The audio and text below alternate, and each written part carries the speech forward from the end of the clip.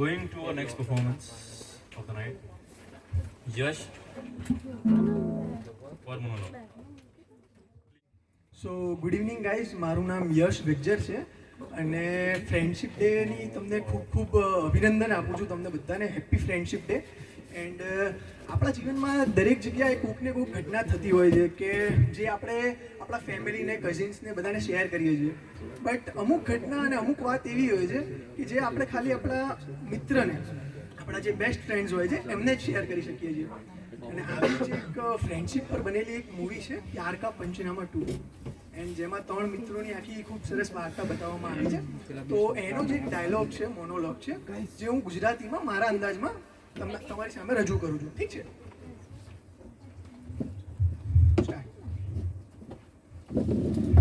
અરે hello સાંજભાઈ. Hello hello આવ યશ, શું કરે છે ભાઈ? બસ કંઈ નહીં યાર, છોડ ને, બેઠો છું શાંતિથી. હું લે પણ આવો, આમ દિવેલ પીધા જેવું મોઢું રાખ્યું છે, આમ એકદમ આમ લબડેલો લાગે. લે શું થયું? કંઈ નહીં યાર, છોડ ને યાર, ખોટું મગજનો અઠ્ઠો થઈ ગયો. મૂક ને યાર, કંઈ કહેવા જેવું નહીં યાર, છોડ તું. આ બોલ ને, આમ છાની વાની આ મુન્ની કાપી ગઈ કે બેલા કાપી જઈ? અબે યાર, તું ખોટી હણાય નહીં હો અત્યારે મગજની. મૂક યાર, તું વાત મૂક અત્યારે. ઓકે શાંત. મને ખાલી એટલું કે પ્રોબ્લેમ શું છે? આપણે શાંતિથી વાત કરીએ. પ્રોબ્લેમ શું છે? પ્રોબ્લેમ શું છે? પ્રોબ્લેમ એ છે કે એ છોકરી છે. બીજું શું પ્રોબ્લેમ છે? પ્રોબ્લેમ એ છે કે આપણે ઈચ્છીએ છીએ કે આપણી લાઈફમાં કોઈ જ પ્રોબ્લેમ ના હોય, પણ જો આપણી લાઈફમાં કોઈ જ પ્રોબ્લેમ ના હોય તો એ એમના લાઈફની સૌથી મોટી પ્રોબ્લેમ છે.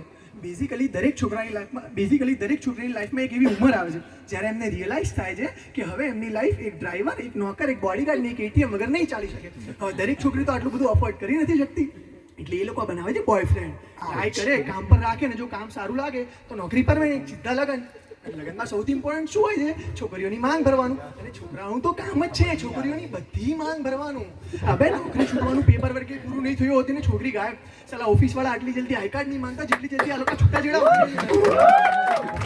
બેઝિકલી જો છોકરીને એક પણ વાર પર્સમાં હાથ નાખવાનો થયો મતલબ છોકરી ગાયબ. પર્સમાં તો સાલી એમની મિસ્ટર ઇન્ડિયા વાળી ઘડિયાળ નાખેલી હોય છે. સાલું હાથ નાખો ને ગાયબ. જો ખરેખર બિલ ભરવું હોય ને તો બિલ ભરો. બિલ ભરવાનું નાટક ના કરશો. બિલની અમાઉન્ટ જોઈને બિલ ના ભરો, દર વખતે બિલ ભરો. અને સાંભળ, આ છોકરીઓ છે ને મા બાપની સામે ગીવઅપ મારવાનું ખાલી નાટક જ કરતી હોય છે.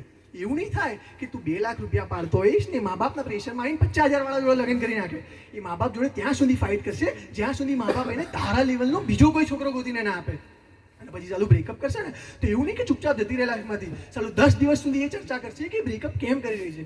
અચાનકથી એમને ચિંતા થવા લાગશે કે તમે ખાવાનું ખાધું કે નહીં. હવે આટલી જ કન્સર્ન છે તો છોડી જ કેમ રહી છે. બેઝિકલી એમને એવું જોઈએ છે કે તમે એમને પૂછો કે તમે ખાવાનું ખાધું કે નહીં. પછી એ કે ના. પછી તમે એમને કહો બેટા પ્લીઝ ખાઈ લે. પછી એ રડે અને એ વાત એસ્ટાબ્લિશ થઈ જાય કે આ બ્રેકઅપ જે કરી રહી છે એમાં સૌથી મોટી વિક્ટિમ પણ એ જ છે. સેલ્ફિશ એક નંબરની. હવે તું ટાઇટેનિક વાળીને જોઈ લે. ચાલ ઠીક છે, માન્યું કે પાટિયા ઉપર એક જ માણસ ફિટ થાય એટલી જગ્યા હતી તો શું 15 મિનિટનો વારો હતા લઈ શકતા? ઠીક છે, તને પહેલા જવા દીધી એનો મતલબ એમ કે ચડીને સુઈ જવાનું. મસ્ત ઊંઘ પૂરી કરીને ઉઠી. હવે તે એ કઈ રીતે માની લીધું કે મરી ગયો છે? તો તું ડોક્ટર છે, તેની નસ ચેક કરી ને એ બેહોશ બી તો થઈ શકતો હતો ને. બટ ના, ગુડ મોર્નિંગ બેબી નહીં બોલ્યો મતલબ મરી ગયો. ફેંકીને આવતી રહી નીચે. સાલું સૂતા પહેલા વાત કરવી છે, ઉઠીને પાછી વાત કરવી છે. ભાઈ દિવસ પૂરો નહીં પડતો શું? સાલું સૂતા પહેલા માણસ 2 મિનિટ આરામથી બેસી ના શકે? અને શું છે આ ટોક મી ટુ સ્લીપ? હા, અને ચલો એમને સુવડાવવા માટે હું એ પણ કરવા તૈયાર થઈ જાઉં, પણ સૂતા રાતમાં એવી કઈ ભયાનક ઘટના ઘટી જાય છે કે સવારે ઉઠીને ફરી એમને વાત કરવી છે. બેબી 1 કલાક થઈ ગયો, તમારો ફોન નહીં આવ્યો. અરે મારી માં, અડધો કલાક તો મને ખુદને ઉઠાડવામાં થાય છે. એના પછી માણસ બ્રશ કરવા જાય, 2 નંબર કરવા જાય, નાહવા જાય, શરૂ થયેલા દિવસના વિશે વિચારે. દરેક માણસનો મૂળભૂત અધિકાર છે 2 નંબર કરતા વિચારવાનો. બટ ના, એમને તો ત્યારે તમારી જોડે વાત કરવી છે. ભાઈ આ ભણેલા છોકરાઓને હંમેશા ઓફિસ પહોંચવા માટે લેટ કેમ થતું હોય છે? કેમ કે જે લોકો ટાઈમ પર ઉઠે છે એમને વાત કરવામાં લેટ થઈ જાય છે, અને જે લોકો સમજદાર છે એ લોકો ઉઠે છે જ લેટ. કે સાલું ઉઠો, તૈયાર થાવ ને ભાગો, બસ વાત જ ના કરવી પડે. આ છોકરીઓને છે ને છોકરાઓ જોડેથી ખાલી 2 જ નીડ્સ હોય છે, આઈ લવ યુ અને સોરી. ચાલો આઈ લવ યુ કહીશું તો કહેશે why do you love me.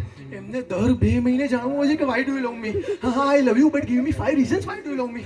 અરે પાગલ છો શું યાર, આટલું કોણ વિચારે? બે સાંભળ્યું નથી ક્યારે તમે? પ્રેમ એક અહેસાસ છે અને એનાથી પણ મોટું લફડું છે આ સોરી. કેમ કે ઇવેન્ચ્યુઅલી દરેક છોકરો થાકી હારીને છેલ્લે સોરી બોલી જ દે છે, પરંતુ સોરી બોલવાથી વાત પૂરી નથી થતી. સોરી બોલવાથી અસલી વાત શરૂ થાય છે. તમને ખબર પડી છે તમે સોરી કેમ બોલ્યું? અચ્છા, તમને એ પણ નહીં ખબર કે તમે સોરી કેમ બોલ્યું? અરે મારી માં, જે વાત માટે ઝઘડો ચાલી રહ્યો છે એ જ વાત માટે સોરી બોલીશ ને. કોઈ પણ વાત તમે એમને સમજાવો હરામ બરાબર જો સમજો તો, પણ એ જ વાત જો કોઈ એમનો બેસ્ટ ફ્રેન્ડ આવીને સમજાવી દેશે તો 1 મિનિટમાં સમજી જશે. આ બધું બેસ્ટ ફ્રેન્ડનું નાટક સુરજ બજાતિયાજીએ ચાલુ કર્યું છે. બેસ્ટ ફ્રેન્ડની ટોપી પહેરાઈને દોસ્તીમાં નો સોરી નો થેન્ક યુ. અરે સર, દોસ્તીમાં હવે પ્લીઝ પણ નહીં રહ્યું, દોસ્તીમાં હવે પૂછવાનું નહીં રહ્યું, દોસ્તીમાં હવે લિમિટ જ નહીં રહી. દોસ્તીમાં છોકરી દારૂ પીને છોકરાની પપ્પી લઈ લે એ પણ પ્લેટોનિક છે. દોસ્તીમાં છોકરો છોકરીના ઘરે જઈને ગમે એટલા દિવસ ઈચ્છે એટલા દિવસ રહી શકે એ પણ પ્લેટોનિક છે. દોસ્તીમાં છોકરી છોકરાના ખોળામાં બેસી જાય એ પણ પ્લેટોનિક છે. દોસ્તીમાં તો સાલું છોકરી છોકરાની સામે કપડાં બદલી નાખે એ પણ પ્લેટોનિક જ થતું હશે. એમના કપડાં વિશે જરા કંઈક કહી દો, અચાનકથી એ ફેમિનિસ્ટ ટાઈપ થઈ જશે. You can't tell me what to wear. અરે જ્યારે તમે મને કહી શકો છો કે મારે શું પહેરવાનું, તો મારું કહેવાનું અચાનકથી આ ઇન્ડિવિજ્યુઆલિટી, ઇક્વાલિટી, સોવરેનિટી, ફ્રીડમ નહીં શું કઈ રીતે બની જાય છે? ચાલો ભેંસની એક આ ફોન તો સૌથી મોટો દુશ્મન છે છોકરાઓનો. કેમ કે દરેક રિલેશનશિપમાં એક એવો સ્ટેજ આવે છે જ્યારે ફોન ઉપર વાત કરતી વખતે તમને ખબર હોય છે કે આ કન્વર્ઝેશનમાં એક પોઈન્ટ પછી આગળ ઝઘડો જ થવાનો છે, પરંતુ તમે ફોન કટ નથી કરી શકતા. કેમ કે છોકરીઓના હિસાબથી તો તમારા ફોનમાં કટ કરવાનું બટન જ ના આવવું જોઈએ. એ ફોન કટ કરી શકે છે કેમ કે એમનો હક છે, અથવા તો એમને માસ્ટર શેફ જોવું છે, બટ તમે નહીં. કેમ કે એરટેલ હવે ફોન ઉપર જ નહીં પણ ટીવી ઉપર પણ તમારી બજાવવા માટે આવી ગયો છે. મેચ રેકોર્ડ કરો અને પછીથી જુઓ. આ બે છોકરીઓ કન્વિન્સ થઈ ગઈ કે મેચ રેકોર્ડ કરીને પછીથી જોવું એક જેન્યુઅન પ્રપોઝિશન છે. આ બે કયો સેલ્ફ રિસ્પેક્ટિંગ છોકરો મેચ રેકોર્ડ કરીને પછીથી જોવાનો બે? પહેલા સાલા સર્વિસ પ્રોવાઈડરો બજાવતા હતા આપણી કોલેજ ઘટાડીને, એ બચાવીને ઊભા થયા ત્યાં આ સલાહ સ્માર્ટફોન વાળા આવી ગયા. ગાડી ચલાવતી વખતે ઊભો આવું ને પેટ્રોલ પુરાવવા માટે તો તરત ફોન આવી જશે કે બેબી યુ આર ફાઇન ને, તમે જોયું કે તું 3.5 મિનિટથી ક્યાંક રોકાયેલો છે. અરે મારી માં, ગાડી ચલાવતી વખતે આટલી વાર ફોન કરીશ તો હું એમ પણ મરી જઈશ યાર. આ સાલું છોકરો મરી રહ્યો હોય ને તો પણ એમને કદાચ એવું જોઈશે કે બેબી હું ફોન કરીને કહું છું બેબી હું મરી રહ્યો છું, યમરાજ લેવા આવી ગયા છે, ઠીક છે. ત્યારે પણ એમને એ વાતની ચિંતા નહીં હોય કે છોકરો મરી રહ્યો છે. ત્યારે પણ એવું પૂછશે ક્યાં મરી રહ્યો છો, કેવી રીતે મરી રહ્યો છો. અરે તે કીધું નહીં તારો આજે મરવાનો પ્લાન છે, અને કોણ સાથે મરી રહ્યો છું? અચ્છા, તું હવે એની સાથે પણ મરવા લાગ્યો. આ સતીજી એમ જ થોડી છીનવી લાયા હતા એમના પતિની યમરાજ જોડેથી. એમણે લઈ નાખ્યા હશે અરખાઈના. બોલ્યા હશે ક્યાં, કેમ, કેવી રીતે, શું? યમરાજ બોલ્યા હશે સોરી બેનજી, ભૂલ થઈ ગઈ, માફ કરો, તો લઈ જાઓ તમે એમના પાછા. એક તો સાલું દરેક છોકરીનું એવું હોય છે કે I just love surprises, but અસલ વાત એ છે કે વુમન જસ્ટ હેટ સરપ્રાઇઝીસ. તે જસ્ટ લવ તો opportunity to pretend to be surprised. એમને ખબર હોવી જોઈએ કે તમે કંઈક સરપ્રાઇઝ પ્લાન કરી રહ્યા છો, એમને એ ખબર હોવી જોઈએ કે તમે શું સરપ્રાઇઝ પ્લાન કરી રહ્યા છો, બટ તમારા થ્રુ નહીં, કોઈ બીજાના થ્રુ. અને પછી એમની અસલી ખુશી એ વાતમાં છુપાયેલી હોય છે કે એમને સરપ્રાઇઝ ખબર હોવા છતાં તમે એમની જોડે જાઓ અને જોરથી બોલો સરપ્રાઇઝ, અને એમને કરવાનો મોકો મળી જાય.